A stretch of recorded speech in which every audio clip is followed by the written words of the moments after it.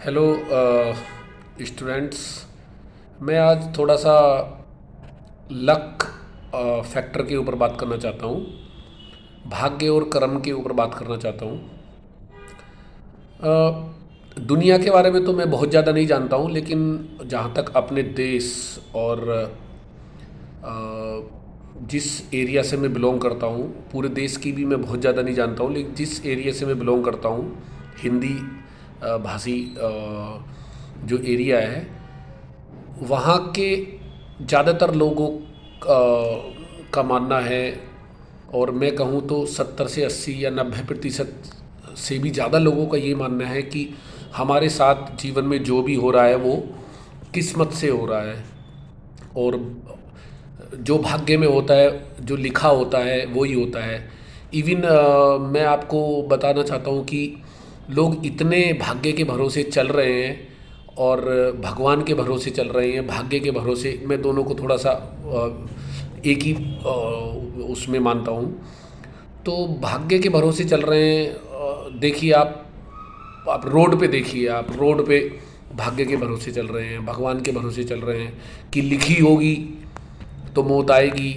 अगर मेरा दिन ठीक होगा तो मैं चाहे कितना ही भी असावधानी से मैं गाड़ी चलाऊं, रफ़ चलाऊं। आज के युवाओं को देखो, बच्चों को देखो, कितना रफ़ चलाते हैं और स्टाइल में चलाते हैं। लोगों को आकर्षित करने के लिए तरह तरह के स्टंट मारते हैं और स्पीड से चलाते हैं। तो उनको ये लगता है, शायद उनके घर वालों को भी लगता होगा कि अगर आज किस्मत ठीक है तो कोई दिक्कत नहीं है, अगर किस्मत ख़राब होगी तो। इस तरीके का हमारा सोच है। तो सबसे पहले तो मैं रोड एक्सीडेंट के ऊपर ही बता दूं कि आपने ऐसा बहुत बार देखा होगा, हो सकता है आपके खुद के साथ भी हुआ हो, कि आप देखते हो कि अगर आज हेलमेट नहीं होता तो मैं मर जाता, या जिसके साथ एक्सीडेंट हुआ वो मर जाता। और ऐसे भी आपने देखे होंगे कि जिसमें आप लोग एक्सीडेंट देखते हैं कि आप सोचते हैं कि अगर हेलमेट होता तो बच जाता। ऐसे भी बहुत सारी आपने घटनाएं देखी होंगी। तो आप मुझे ये बताओ कि अब वो उसमें किस्मत फैक्टर है या हेलमेट फैक्टर है। जिसकी जान बची वो हेलमेट की वजह से बची, और जिसकी नहीं बची वो हेलमेट ना होने की वजह से बची। और हेलमेट पहना किसने और हेलमेट पहना नहीं किसने, तो ये जो है पूरा निर्भर करता है हमारे किए गए कार्यों पे।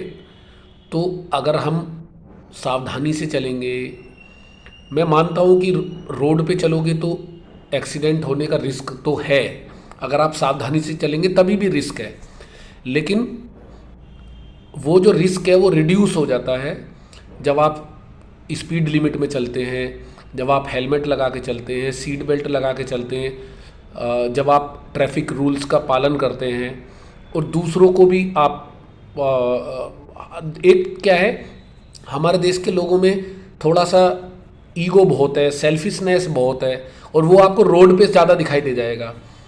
किसी के अंदर थोड़ा सा भी एक वर्ड होता है कि थोड़ा सा भी कोऑपरेशन नहीं है, कि दूसरे लोग भी रोड पे जा रहे हैं, उनको भी काम पे जाना है, दूसरे लोग भी एम्बुलेंस होगी, किसी का बीमार हो गया, किसी का ज़रूरी काम होगा, कोई बच्चा एग्ज़ाम के लिए जा रहा होगा, स्कूल बस होगी।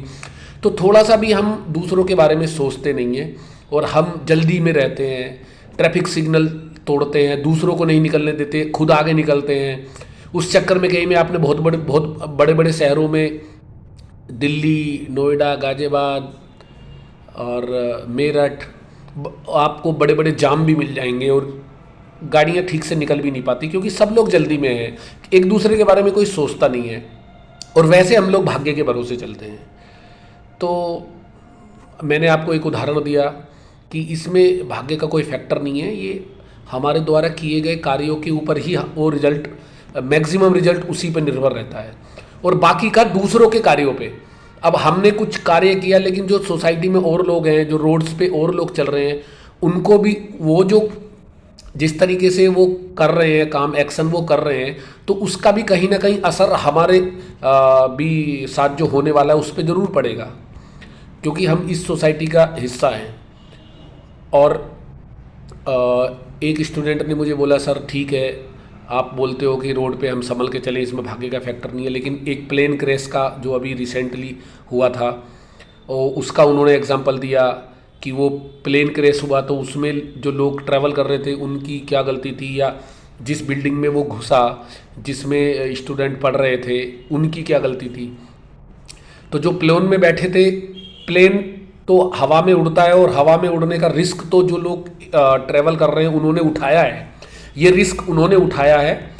और एरोप्लेन चल रहे हैं और ये सेवा चल रही है, ये रिस्क सारे देशों ने, पूरी मानव जाति ने उठाया है, जिसका भुगतान हमको ही नहीं पशु पक्षियों को भी करना पड़ रहा है। तो और कभी कभी हमको भी करना पड़ेगा। प्लेन आप कहीं पे भी हैं, कहीं पे भी क्रैश होकर के गिर सकता है क्योंकि हवा में उड़ रहा है, मशीनरी कभी भी ख़राब हो सकती है। तो ये रिस्क हम सब ने उठाया है और इसका भुगतान हम ही नहीं कर रहे हैं, पशु पक्षियों ने तो उनसे तो किसी ने पूछा भी नहीं है, लेकिन फिर भी वो उस रिस्क के दायरे में हैं। हम लोग मोबाइल चला रहे हैं और पक्षियों पे इसका रेडिएशन हो रहा है, हम लोग पतंग उड़ा रहे हैं और अपने मज़े के लिए। और देखो बसंत पंचमी हो गया या और ओकेजन हो गया, कितने धागों में जब आदमी की गर्दन पे धागा लगा और किसी की गर्दन कटी, कोई अस्पताल में गया, तो हम लोगों को लगा कि ये पतंग उड़ाना कितना मतलब धागे से नुकसान हो रहा है, लेकिन कितने सालों से पशु पक्षी इसमें फंस रहे हैं और ये धागे और पतंग जाकर के जंगलों में जाकर के गिर जाती है और वहाँ पे कितने पक्षी इसमें फंसते हैं, कभी हमारे दिमाग में नहीं आई। तो थोड़ा सा हमको सोचना पड़ेगा। कोई भी घटना हो जाती है, कोई दुर्घटना हो जाती है, किसी कारण से हो जाती है, किसी व्यक्ति की मौत हो जाती है, तो हमको कितना अफसोस होता है, लेकिन हम पशु पक्षियों को खुलेआम काट के खाते हैं, हमको ज़रा सा दर्द नहीं होता। और कोई इंसान मर जाए तो हमको बहुत दर्द होता है, लेकिन किसी पशु पक्षी को हम मार रहे हैं, काट रहे हैं, उनके साथ दुर्दशा कर रहे हैं, हमको थोड़ा सा भी दर्द नहीं होता। इतने सेल्फिशनेस मेरे देश के लोग नहीं है, पूरी मानव जाति इतनी सेल्फिशनेस है। हमको थोड़ा सेल्फिशनेस से बाहर आना पड़ेगा, इतना सेल्फिश नहीं होना चाहिए। इस पृथ्वी पे सभी को जीने का अधिकार है। पहले हमने क्या किया, पहले हमने पशु पक्षियों में बांट दिया, हम मानव अलग हो गए, सर्वश्रेष्ठ हो गए हम में। फिर हमने क्या किया, मानव में भी जातियां बांट दी, हिंदू श्रेष्ठ है, क्रिश्चियन श्रेष्ठ है, मुस्लिम श्रेष्ठ है, आपस में बट गए। फिर उन जातियों में भी जातियां बट गईं, उसमें भी हम हो गए। फिर पुरुष आदमी श्रेष्ठ है, स्त्री श्रेष्ठ है, उसमें भी बट गए। काले श्रेष्ठ हैं, गोरे श्रेष्ठ हैं, बड़े छोटे, इंडिया में भी north Indian, south Indian, Marathi. तो हम चीज़ों को बांटते रहते हैं। स्कूल्स में भी प्राइवेट कॉलेज, गवर्नमेंट कॉलेज, तरह तरह के हमने हर जगह कितने डिवाइडेशन के सिस्टम बना रखे हैं। चलो हम बात कर रहे थे लक पे, तो लक जैसा कोई फैक्टर होता नहीं है। लाइफ में आपके साथ जो भी घटित हो रहा है आपके लगाए गए एफर्ट पे ही आपका निर्भर करता है। लेकिन स्टूडेंट बचपन से और पहली क्लास से, कई बार टीचर्स भी हमको यही सिखाते हैं, कई बार घर परिवार में रिश्तेदार भी सिखाते हैं कि जो तुम्हारे लक पे होगा वही होगा। लक फैक्टर थोड़ा बहुत मैटर करता है, वो लक फैक्टर भी नहीं है। एक अच्छी पढ़ाई करने वाला जो स्टूडेंट है उसके बार बार ख़राब नंबर नहीं आ सकते, एक आध बार आ भी सकते हैं। और जो मेहनत नहीं करता, पढ़ नहीं करता है, उसके अच्छे नंबर नहीं आ सकते। एक आध बार तुक्के से आ सकते, लेकिन बार बार तो नहीं आ सकते। तो बार बार तो उसी के आएंगे जो पढ़ाई कर रहा है। तो लक जैसा कोई मैटर इसमें है नहीं। और जब जो जितना तैयारी करता है, जितना प्रैक्टिस करता है, टैलेंट से भी कुछ नहीं होता है कि किसी में कितना टैलेंट है, कौन कितना इंटेलिजेंसी है, उससे कोई फ़र्क नहीं पड़ता है। आपकी तैयारी से, आपकी प्रैक्टिस से, आपके वर्क से, आपके एक्शन से, जो भी आप ले रहे हैं, जो आपने पहले लिए हैं, उन्हीं का वो प्रतिफल निकल के आता है। और कुछ लोग उसको तरह तरह के वर्ड से भी यूज़ करते हैं, वही बन करके आता है आपका। और लक जैसा कुछ होता नहीं है। तो मैं रिक्वेस्ट करूँगा आज इसी बात पे, चाहे वो स्टूडेंट हो चाहे बाकी लोग हों जो रोड पे चल रहे हैं, वो आप गाड़ी चला रहे हैं, आप कहीं भी भाग्य के भरोसे प्लीज़ मत रहिएगा।